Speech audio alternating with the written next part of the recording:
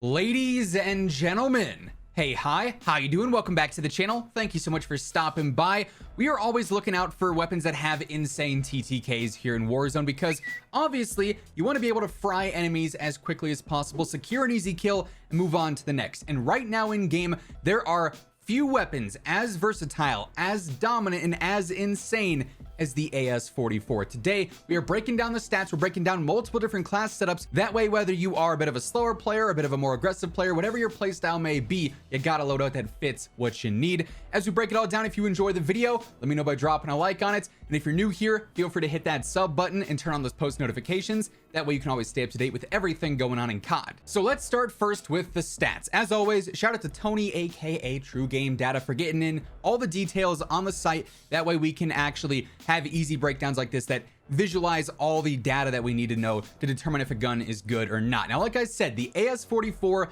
one of the most versatile guns in the game. You can use it close range, you can use it medium range, you can even try and use it long range as well, and it's going to fry. So I have two different weapon comparisons I want to break down today, and like I said, multiple different setups I want to show you guys as well. So this first setup here is a close range breakdown. You guys can see down here, we're looking at the AS44. In this case, I'm using the recoil booster and the falchion barrel, both of which increase the fire rate, which make it insane up close. Now this build, it's got some recoil, but it's also meant for like the first 20-25 meters of engagements where recoil is not nearly as important of a factor as 50, 60, 70 meters and beyond, where it's a lot more noticeable in a gunfight. And then I also have the 50 round mags on here, which is like the go-to magazine. I'm comparing this versus a well gun, a solid close to medium range weapon here and there, the Blixen and then also the Marco, which are two of the most dominant SMGs in the game right now. And when we look at this graph, I'm gonna be honest, it's not even close. You guys can see the AS44 is our orange line here. Keep in mind, this is a close range Blixen build. This is a close range Marco build. This is the Whalegun build that I'd use for close range as well, and also some sniper support.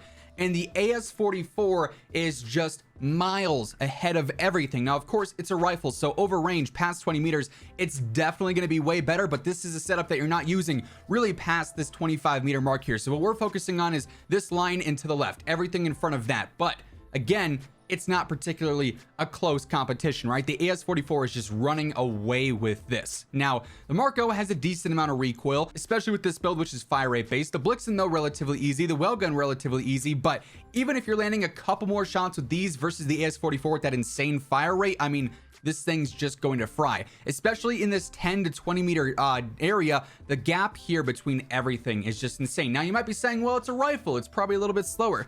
Let's look at the stats really quick on these. Really, surprisingly enough, the big drawback of the AS44 in this conversation is its ADS time, which is 267 milliseconds versus some sub 200 and just over 200 with the Whalegun. So it's got a slightly slower ADS. But outside of that, I mean, its fire rate is insane. Obviously, it's got a better base range. Its velocity is about equal.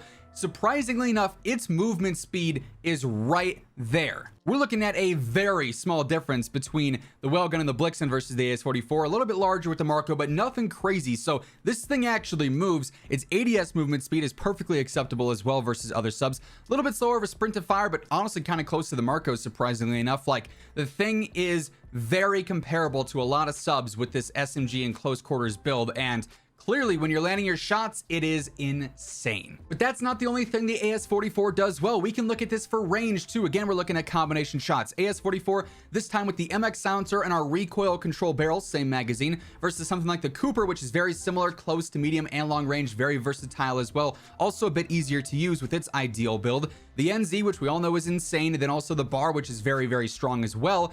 And again, this competition is not particularly close. It's a little bit better, and you can see here, the Cooper is its closest comp in this case, but through the first 27 meters, the AS44 is clearly winning. The only time in which the Cooper actually has a clear advantage is from 27 to 30 meters. A whole 3 meters, the Cooper is definitively better. Outside of that, it's which gun you're going to land your more shots with, which one you're going to be the most accurate with, the AS44 or the Cooper, from 30 to 50 meters here. And a lot of players will probably lean towards the Cooper because it's an easier gun to use. It's got less recoil, but if you can master the AS44, it only takes a couple of minutes to really learn that recoil pattern. You have more of a benefit to use that because it will fry. You look at something like the Bar, it's kind of close from 27 to 33 meters, but after that drop off, it's not particularly close. The NZ, we all know how dominant it is, gets bested by the AS44 in general here, although obviously its recoil is still really good, but like, It is crazy how versatile the AS44 has become. And obviously when the game first launched, it was kind of unusable because the recoil. They've done a lot to help out that and make it a lot more friendly. It's still not a super easy weapon to use like the Cooper, like the NZ, but it is a little bit higher risk and a lot more higher reward if you know what you're doing. So that said, let's break down some setups here. Let's start first with the close range build. As mentioned on the graph, we're using the recoil booster, the falchion barrel for the better fire rate. Then also we're going for the 50 round Gorenko mags, which is better fire rate, better control, and better movement. So that is great for all setups here. And as you saw, we're using this on the long range as well. Now for close range, we're really only focused on keeping this usable and slightly agile, right? So a lot of players will probably go for a slate reflector. I actually prefer the 2.5 times because even with 2.5 times zoom, that's not overbearing or overwhelming in 10-meter fights and 15-meter fights. It's not too zoomed in where you can't track enemies. It's like perfect for those close and medium range areas. So I like this, especially because it does also help out with control, where slate reflector just doesn't do that. For the stock here, there's a couple of options you could go. Remove stock's going to give you some great movement speed, but the control is going to be kind of iffy, right? Like it's not going to be that great even in 15-meter fights. So you're running more of a risk there, but it's going to be great for movement. Skeletal here only hurts that initial firing control. So if you can get past that, I think skeletal is a great choice. Then if you want a slightly slower stock here, custom is a great choice for both builds that we'll be talking about. But I think it's mainly between skeletal and custom for this close range build. For the underbarrel here, we don't really need too much for strife angle. The horizontal control in this thing's not a huge deal. Hand stop would work well, but also so would Carver. The downside here is that Carver does hurt your ADS, which is why I'm hesitant to run this in a close range fight, and I'd rather go for something like the hand stop, which will help out some with that vertical control, not as much as Carver, but it keeps you still being agile and aggressive. For the ammo here, you got some different options. Subsonic is great, frangible is great. I don't think you need lengthen for the close range build. Hollow point also works well. I'm gonna go for subsonic personally. For the rear grip here, I actually like hatched a lot just because it's gonna help out with that control and the flinch a little bit. Perk 1. We don't have a ton of great options here in all honesty. Gung Ho for a close range one is where I'm gonna lean. For long range, you'll see we don't really have as many options. Steady though could also be usable for close range. I feel like that good sprint to fire though with Gung Ho is pretty solid. And then perk 2, I actually like on hand here for that faster ADS. That actually does help. And to be fair, if you really absolutely had to run Carver in this case, you could go for something like on hand and ideally get some of that ADS speed back. Something worth noting, but this close range build, very, very solid. Now let's wipe those attachments and go to our long range build. As we saw, we're using the 615 barrel, which is better control and better range, MX silencer, and then also the 50 round mags yet again. And then here, we're gonna go for some different attachments in some areas, same attachments in others. I do wanna stick with the 3 to 6 times optic here. You could go for 2.5 times if you wanted to, but obviously in some of those 50, 60, 70 meter fights, that zoom is a little bit worse. It might be harder to track players. For the stock, we're absolutely going for the custom stock, better control when mounted, and then also during sustained fire and everything, so that's nice and ideal. For the underbarrel here, we're definitely using Carver. The ADS speed in longer range fights is not nearly as important, so we can go ahead and we can run that. We definitely want to be using lengthened here for the better velocity for medium and long range fights. Again, we're going to go for the hatch grip. You could also do polymer if you wanted to, but I just feel like hatch is a little bit more beneficial as of lately.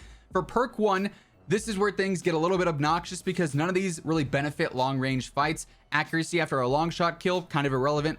Move speed after kills, kind of irrelevant. Sleight of hand wouldn't be bad. I guess steady wouldn't be bad.